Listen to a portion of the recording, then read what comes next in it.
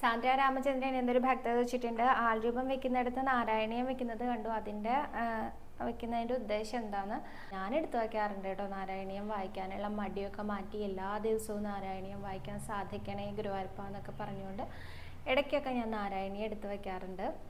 നാരായണീയത്തിന് എനിക്ക് മിസ് ചെയ്യുകയൊക്കെ ചെയ്യും. ഞാൻ കുറേ ദിവസം വായിക്കാതിരുന്ന അഹമ്മതി കൊണ്ടാണ് കേട്ടോ, അല്ലാണ്ട് പ്രത്യേകിച്ച് വേറെ പണി ഉണ്ടായിട്ടൊന്നുമല്ല. അഹമ്മതി കൊണ്ട് വായിക്കാണ്ടിരുന്നാൽ അയ്യോ കുറച്ച് നാരായണീയം വായിക്കണമായിരുന്നു. പെട്ടെന്നൊന്നും അങ്ങനെ ഭഗവാനും സമ്മതിക്കില്ല. ഭഗവാൻ വിചാരിക്കും അങ്ങനെ നീ വായിക്കണ്ട, നന്നാവണ്ടെന്ന്. എൻ്റെ ഗുരുവായൂരപ്പന് അങ്ങനെ കുറച്ചൊക്കെ വികൃതി ഉണ്ട്. അപ്പോൾ പോയി ഒരു നാരായണീയം എടുത്ത് സമർപ്പിച്ചാൽ ഭഗവാൻ വിചാരിക്കുന്നാൽ പാവല്ലേ, എടുത്തോട്ടെ എന്നല്ലേ. അങ്ങനെയൊക്കെയുള്ള ഓരോ ചിന്തയിലാണ് ജീവിതം മുന്നോട്ട് പോകുന്നത്. അപ്പോൾ നാരായണീയം എടുത്തു വെക്കുന്നതിന് അങ്ങനെയൊക്കെ ആയിരിക്കാം ഉദ്ദേശം. നാരായണീയം വായിക്കാറാക്കി തരണേ ഭഗവാനെ എന്ന് പറഞ്ഞിട്ടായിരിക്കാം. അതല്ലെങ്കിൽ നാരായണീയത്തിൻ്റെ രോഗശാന്തി എന്ന വലിയ ഒരു ഉത്തരവാദിത്വം